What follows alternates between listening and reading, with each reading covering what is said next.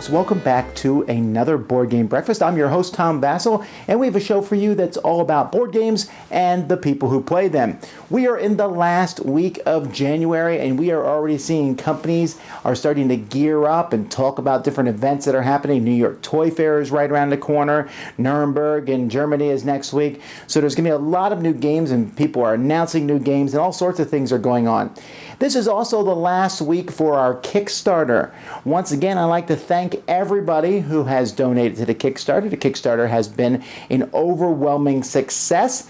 I would say a couple things here. First of all, some of you have wanted to back the Kickstarter, but maybe some of the promos you wanted weren't available. It's possible that promos will show up later on in the year, but I can't guarantee it. It's also very possible that people will drop out of their support from the Kickstarter, so you can go in and keep an eye out for that.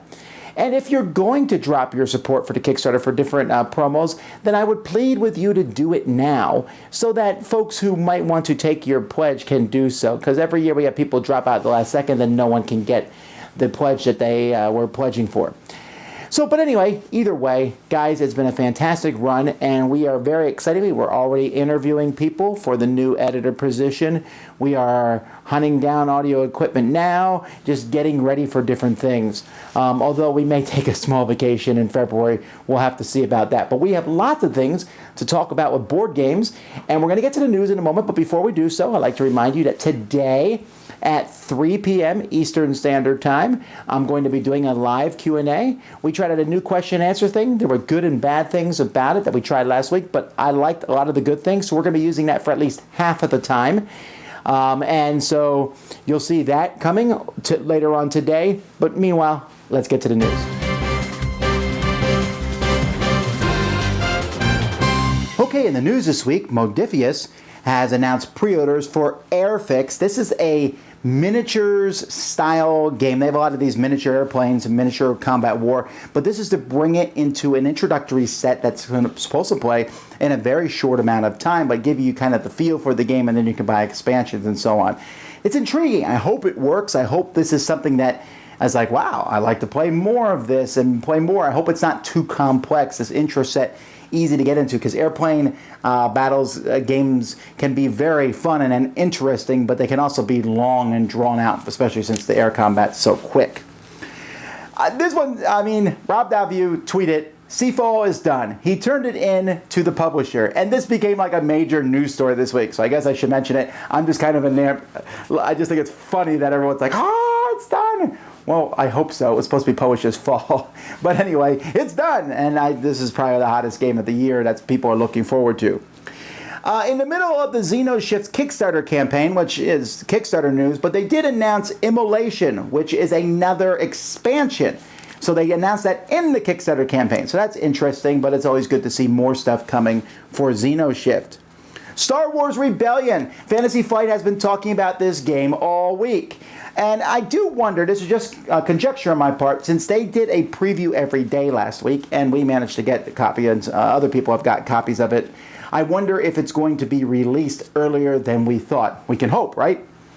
Matt Leacock has announced Nitwit. Now, this game, coming from Z-Man Games, is a party-style game. You can see here, this is kind of a trailer for the game, although it really doesn't tell us anything about the game, much other than it's like some letter game. It looks a little bit like categories, and yet there's spools and thread. Who knows? It might be fascinatingly fun, but Matt Leacock has done some great games, so we will certainly take a look at that. PortalCon in Poland is a convention organized by Ignacy Trebuchek and Portal Games, and they announced several new things there. First, 51st State, the Master Set. So that's, a lot of people like 51st State. This seems like it's supposed to be a streamlined version of that. Cry Havoc, which is an area control style game with miniatures, and you would think that would have me excited, but the thing that's most exciting is First Martians, Adventurers on a Red Planet. This is a game about going and discovering a new planet based on the mechanisms of Ignacy's game, Robinson Crusoe. What? This is great. I'm so looking forward to this. I love the theming of Robinson Crusoe, and I'm very excited to see this done in space. All right. Bezier Games has announced America. Now, this is a follow-up to Fauna, and this is the third game in this series where basically you are going to have cards and say, where is this thing in America? Which of the states is it in? How tall is it? Or, some question about it, and people are kind of doing a trivia-style guessing. It's a very intriguing idea. It looks like he streamlined this from previous games, so looking forward to seeing that. And then Z-Man announced Thunder and Lightning. This is exciting. It's from Richard Borg. It's a retheming and update kind of version of Hera and Zeus, which is one of Richard Borg's best two-player games. So I'm very glad to see this one come. All right, on to Kickstarter news.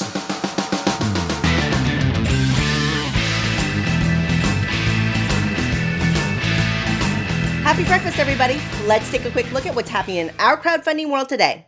Kickstarter is definitely starting to pick up a little bit as I think people are trying to get their campaigns out before convention season starts, so there's a lot to talk about.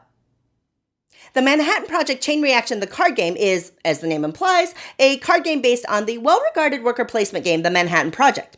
Now, both games share a somewhat dark theme in that it's about building up a nuclear stockpile, but this game uses one of my favorite game mechanisms, multi-use cards. So the cards can be used as either the workers on it or as the building, and the game's really about hand and card management.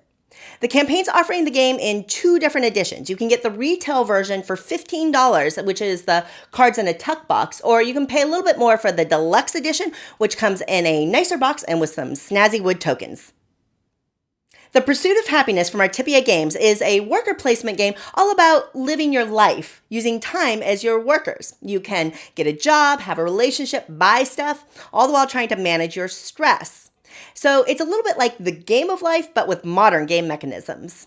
This is actually the second print run of this game, which had a small printing for Essen last year, and it looks like the game is excellent at marrying mechanisms with themes. So if you've been looking for a thematic Euro, this might be it.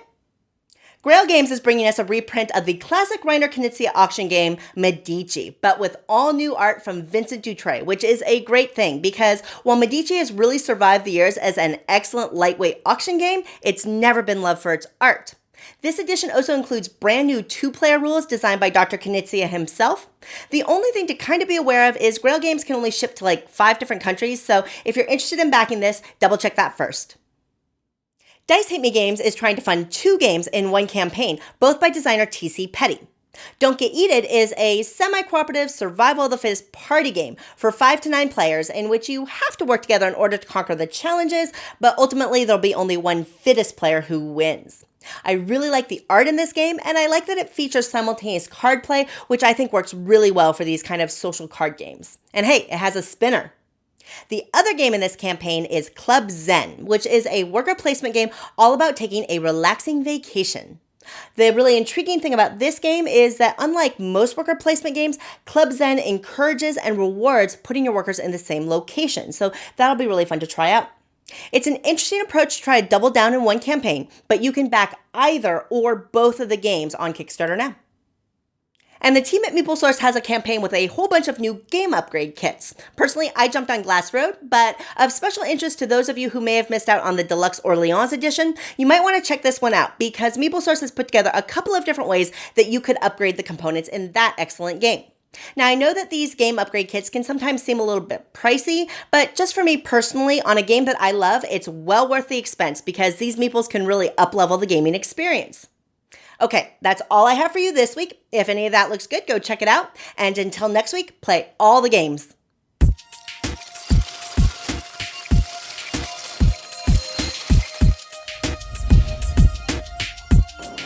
So, we'll talk sometimes about playing solo games, right? The solo gamer and whatnot. That's something I never really do.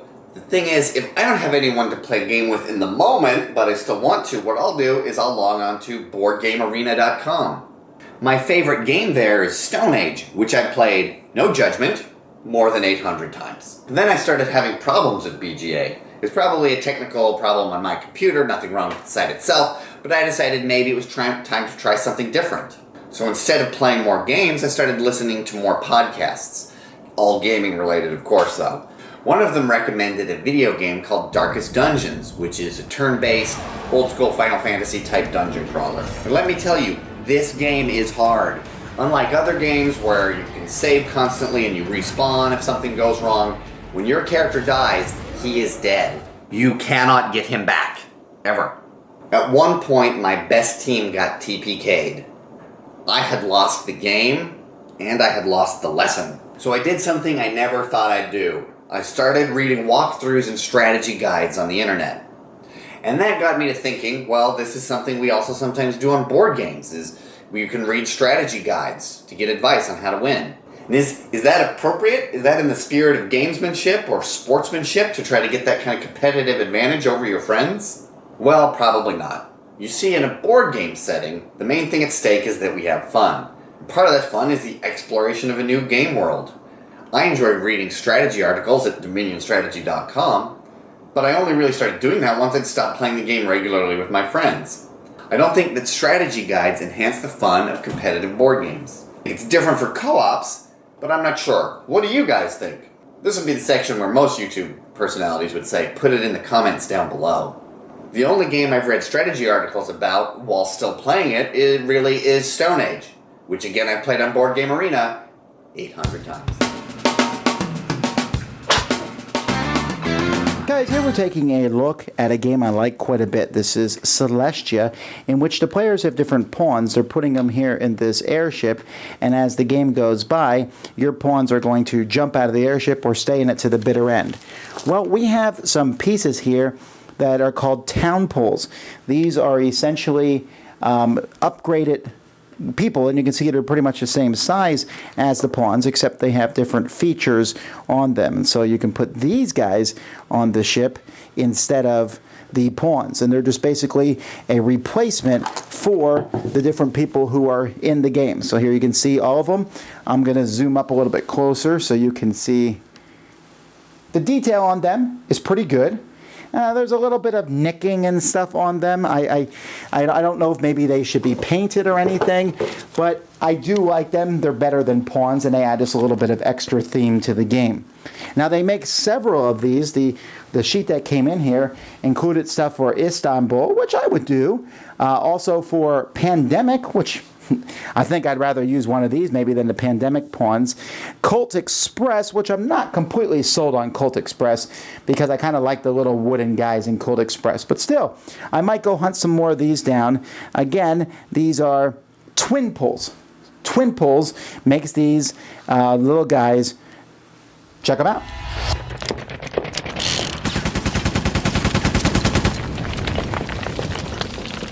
Hey folks, I'm Tom Vasel. Jason Levine. And today we have a question from Tim. Tim wants to play 18XX games. Ooh! Which, if you've never heard of, there's 1856, there's so many, I can't. What's like the most famous one? 1830 is probably the most famous. Right, we call them 18XX because the last two digits change. Well, these games are essentially train games, but they're more of a heavy stock market game. You're growing train routes and investing in those. So he wants to know, since the stock thing, he doesn't want to jump right into this. He wants to build up to it. So he's trying to figure out what's a stock game that would be close. So he looked at Stockpile, but he thought maybe that was too light. A Mogul, which is also a very light one. Airlines Europe, which may not be the same thing, he said. And then Chicago Express. What games would you recommend to build yourself up for 18XX? To build yourself up? Well, I don't know. I mean, all of those games are good games, but they don't give you the same kind of flavor. I don't know if there is a build-up to 18XX. I think Chicago Express is close. No. There's less freedom in it. It's very different mechanics because in Chicago Express, you're sitting there with, you buy into a stock and you're stuck. In 18XX, you could dump stock, you could keep stock. It's a very different kind of stock game than most games, and there's also obviously certain companies do better because of the building on the board.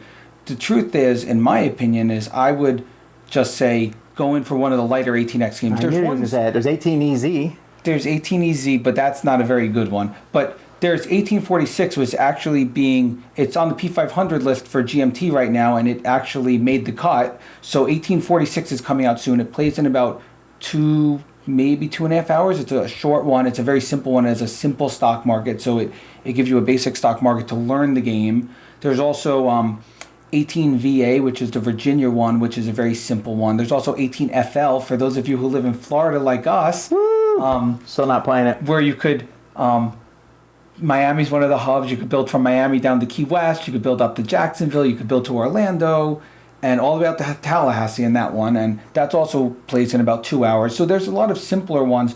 My feeling is I would start with a simple 18X, and it's easy enough to find out what the simple ones are, and then go to something like 1830, which is much more advanced. I also like to point out that a simple 18XX game is more complex than most complex games. No, not really. Yeah, it's really. There's only 4 mechanics in the whole game. It's much simpler than people That's think. like saying Go is a simple game. Yes, technically the rules are simple, but the game itself is very involved. But a lot of games have a learning curve to get good at a game. I don't Many games do. see that as a flaw, but the actual game is pretty No, I'm not basic. saying it's a flaw. I'm just saying that it could be overwhelming, especially if you play people who played before. If you play an 18XX game people played before, you will lose. Oh, you'll lose for sure. And you'll lose badly. But you'll learn the mechanics, you'll learn everything. I love teaching 18XX. If any of you see me at a convention and you have an 18X game and you want to learn it, just pull it out, we'll play it. You know it's my favorite game of all time, and I don't mind playing it wherever I go. Alrighty, well, until next time, I'm Tom Vasel. Jason Levine. Send us questions at dicetower@gmail.com. Previously on German for Board Gamers.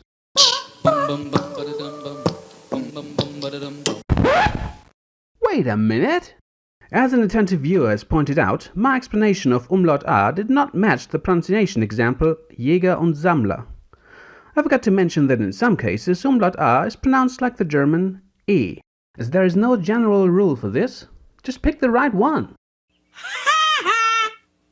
Also, in case you ever see something like this, it's usually supposed to be an umlaut, but the writer wasn't able to use the correct character.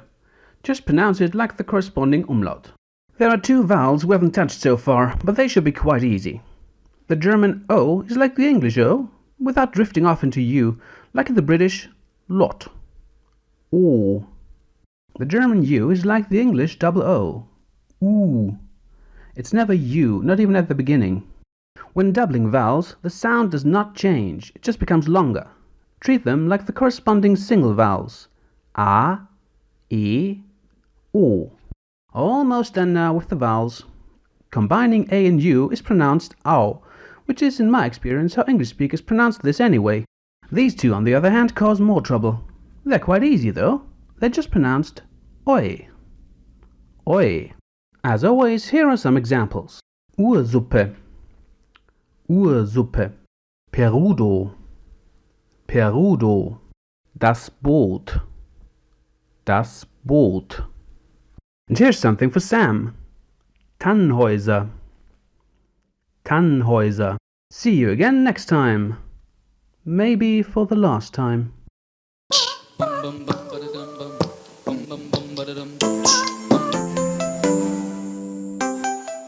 Hi, welcome to Painting 101.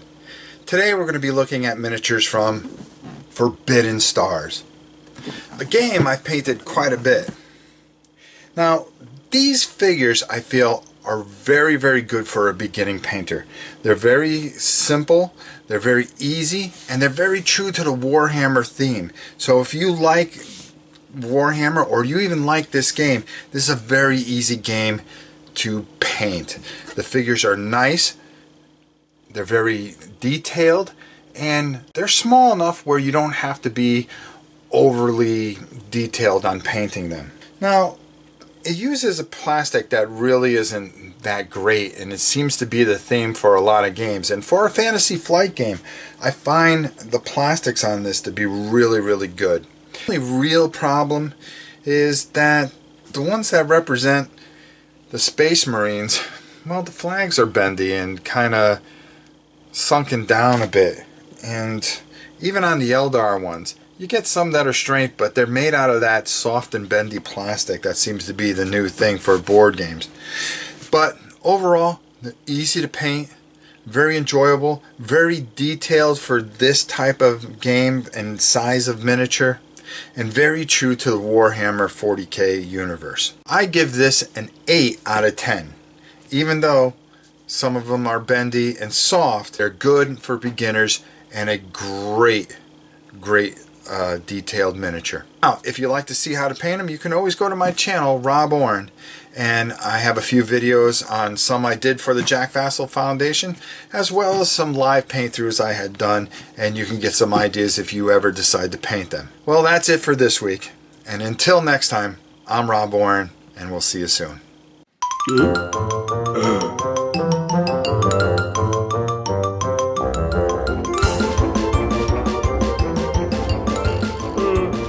So what's coming from the Dice Tower this week? Well, I got some reviews of the junior version of Spy Alley. I'll also be taking a look at Happy Pigs, the new updated version from Yellow. Me and Jason are going to be taking a look back at the classic game Age of Steam. I got the Treasure Hunter and its expansion, Steam Time, Mod X, Zombies vs. Cheerleaders, Capitan Flint, a cat stacking game, and you'll be seeing board game blunders coming this week. Also, I will be taking a look at the Spiel des Jahres winners, and I'm going to tell you the top 10 Spiel des Jahres winners, and I'm going to tell you the worst 10 Spiel des Jahres winners coming this week. And you'll probably also see some other top lists and other reviews from our other folks who will be showing up on our channel. Of course, you can always check out Dicetower.com, and there's lots of things coming up there, including our audio show if you've not seen that before. So you can find all this at Dicetower.com. Let's keep going.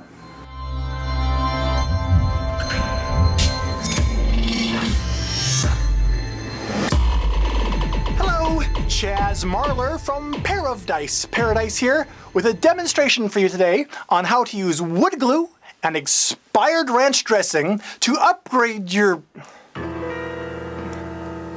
To upgrade your board game... Excuse me a moment.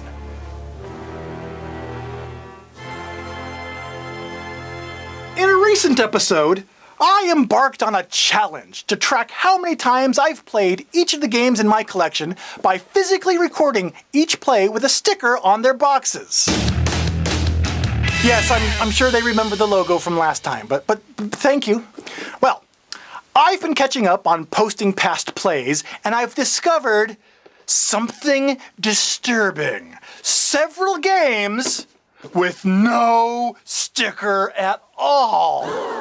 Now, some unplayed games in one's collection sit patient like, what the hey? Now you're just being rude. Some games sit patiently on one's queue of games to be played, sometimes for months, sometimes longer, waiting to work their way to the top of the pile. It's understandable. Other games go unplayed for a long period of time due to being saved for a special occasion. But I'm not referring to those situations. I'm referring to those languid, lost games that originally earned their way into your collection with the full intention of being played, but have repeatedly, consistently, been passed over for other games instead. And now they sit, still unplayed, like a little stickerless dead end. Most frustrating is that I bought this game myself with every intention of playing it. I mean, it's not like it was a gift from someone, which comes with certain other social obligations. No, thanks, sis. No, I don't have this one in my collection yet. I'm now stuck with this game. Forever. So how long should one hang on to a game that has effectively become a dead end? Should it continue being held on to out of hope that its day will come? Or should there be a statute of limitations after which, if the game is still unplayed, it should be let go? Let me know what you think in the comments below. And in the meantime, enjoy that tip on using wood glue and expired ranch dressing to upgrade your board games. Just remember, don't forget the incredibly important safety precaution that...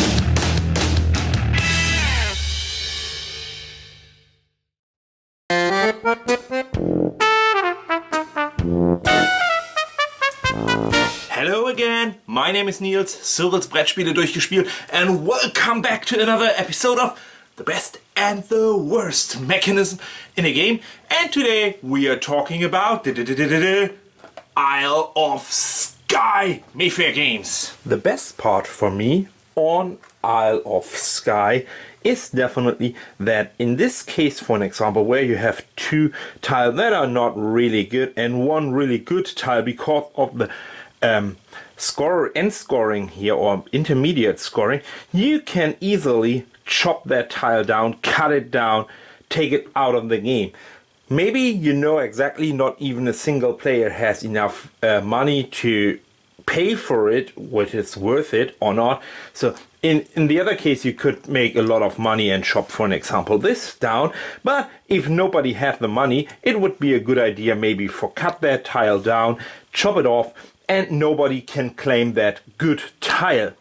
The flip side of the game, however, is this problem. When it's going a little bit further in this turn track, there will be a runaway leader problem. Somebody, like in this case red and green, has maybe the most animals, like this one here adjacent to farms, and this gives you also for animals connected to a road. Whoever gets this tile, for an example here, very cheap and early in the game, or a tile like this, he will become a runaway leader, and it's nearly impossible to catch up with this runaway leader. That's my worst part on the game, the runaway leader problem. Please let me know your favorite mechanism of Isle of Skye. My name is Niels, Cyrils Brettspiele, and see you next time to the best and the worst. See you, bye bye.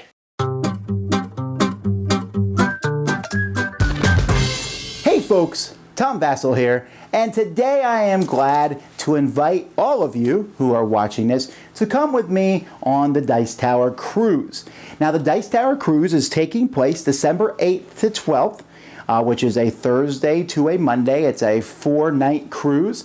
It's on a Royal Caribbean ship, and it's going to be leaving from Fort Lauderdale, Florida, which is easily accessed by Fort Lauderdale Airport or even from the Miami Airport. It's going to be making a stop in Cozumel, Mexico. But all that's interesting and all, but what's going to make this one different is it's a Dice Tower Cruise. We're going to have upwards of hopefully 400 people there. The Dice Tower gang will be there. I'll be there with my family. Sam will be there with his family. Z will be there. Eric Summerer will be there. Jason and Cool Stuff gang will be there. And we will be there to play board games. What's cool about this is we have our own dedicated area on the ship, and we will have one area on the ship that is for us to play games 24/7 or 24/4, whatever, how many days we're on the ship. That is our area where if you come with us, you'll have a badge and be able to get an area and play games when you want. We're going to bring at least part of the Dice Tower Convention Library, so there'll be some great games to play while you're there, so you can go play games. And then you can go do cruise ship stuff. We'll have an area in the eating section where, like for our folks, so you'll be able to go and eat and hang out with other people. There's not just board gamers coming, board gamers and their spouses are coming and things, so it's going to be kind of a family-oriented affair. And hey, we're going to Mexico, so you'll be able to see things there, and we're hoping that that's a really fun time. We're going to do at least a couple live shows while they're there. There's a couple different rooms that I'll be able to reserve at different times to kind of change up where we play board games, and honestly, they said we could play board games anywhere on the ship. The ship is a great cruise ship. We went and checked it out. There is an ice skating rink. There's a library, I don't know if you want to go read books, but there's up on the top deck, there's miniature golf, there's many of the things that are on cruise ships. Now, if you've never done a cruise before, I would recommend this a lot. I wasn't really sold on cruises till I went on one last year, and I was impressed with it. Was the most stress-free vacation I've ever done. When you come with us, you pay one cost and you're done. You don't have to worry about paying for food. All the food is taken care of. When we have the cost, your taxes and tips and all that stuff, they are all covered. Sure, there are extra things that you can buy as you go throughout the cruise ship, but you don't have to worry about any of that. You don't have to be anywhere or do anything at any particular time. The cruise ship has many different shows and different things that you can go see, but it also, there's the board gaming there. And I understand if you would come on this and you would only board game part of the time and maybe the rest of the time go sightseeing and do things. That's what this is for. It's really up to you to just kind of go and hang out and do what you want. Now I'm going to try to work hard on this cruise and spend as much time with as many as you as I can. So if you come on this and have a good time, hopefully we can play games together, or you can play games with Sam or Z or the other guys, or just other gamers in a very relaxed, entertaining setting. Now, if you're interested in this, then I recommend that you go to dicetowercruise.com. That's going to have all the information that will tell you a little bit about the cruise. Jason Levine has really done a great job putting together a fact about the cruise. If you want to sign up for the cruise, you need to go to Cool Stuff and call their customer service number, which is hopefully right here at the bottom of the screen right now. Call their customer service number and you can reserve tickets now. You can get information on the different tickets. The cheapest one is $1,000 per room, which is $500 a person, which again includes everything. Now, payment is full up front. That's because I fully do expect this to sell out.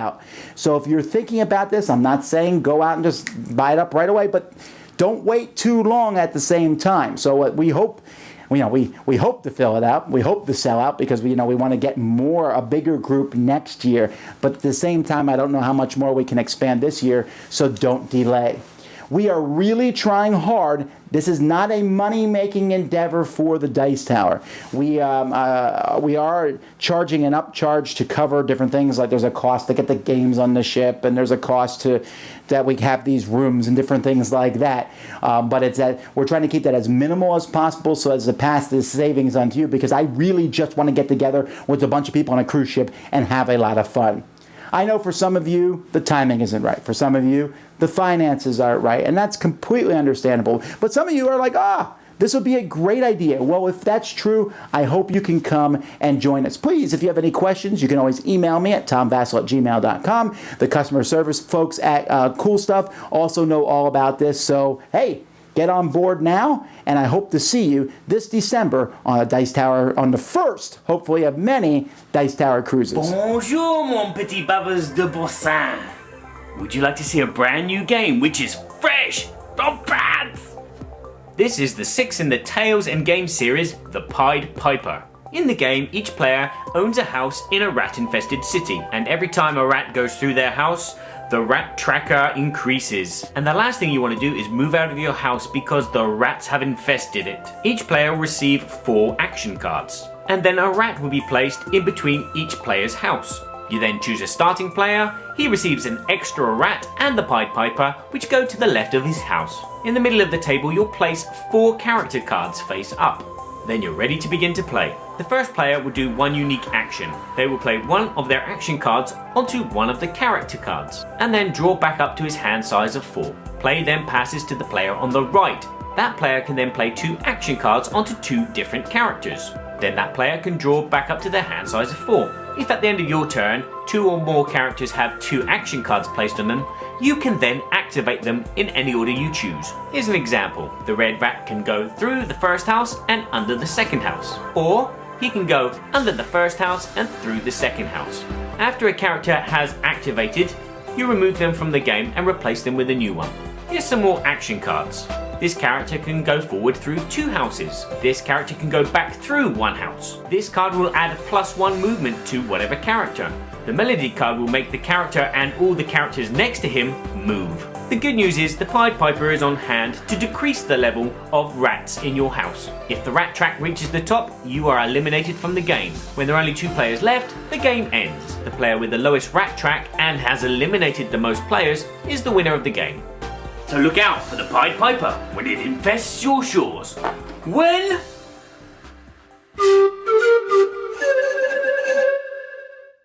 Hi Internet, today we're carrying on our series on games to play next.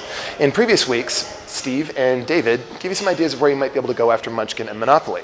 This week, the act I'm following up on is Candyland. For many children, Candyland is one of their first games, and for kids between the ages of 3 and 5, it has a lot to offer.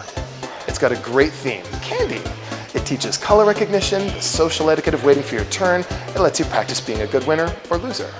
All great stuff for very young kids. Now, what Candyland doesn't have is any choices that will actually affect the outcome.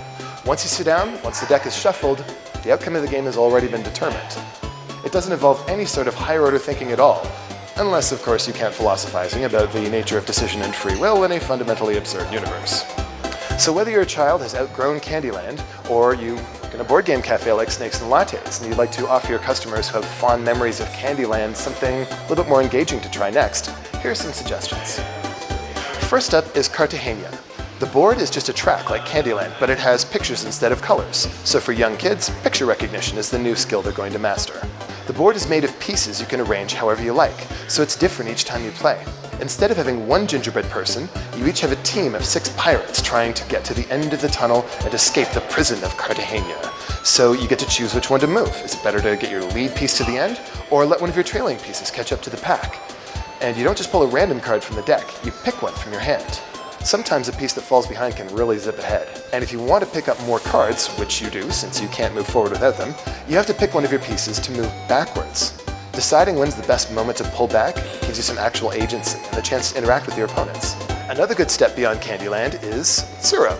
Zero is all about following a path. But here, the players create their own paths through the game. You put a tile in front of your piece and follow the line. If you go off the board, you're out. If you bump into somebody, you're both out. The last surviving player wins. Do you have a favorite alternative to Candyland? Or is there a game you'd like us to take as our next starting point? Leave a comment below or tweet it to us at Snakes and Lattes. And be sure to follow us for all of our latest news and contests. See you next time. And that's it, folks. Hey, it was another board game breakfast. It's another Monday, and most people hate Mondays, but I like them because we have another week ahead of us.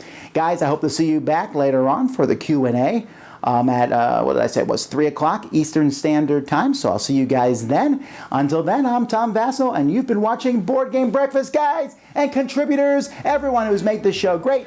Thanks, and I'll see you next time. Thanks for watching Board Game Breakfast. Tune in each week for your daily dose of gaming goodness with Tom Vasel and all the gang. Until next time, I'm Eric Summerer, and you've been watching Board Game Breakfast, a Dice Tower production, sponsored by Cool Stuff Inc., an amazing place to buy board games. Cool stuff in stock at coolstuffinc.com.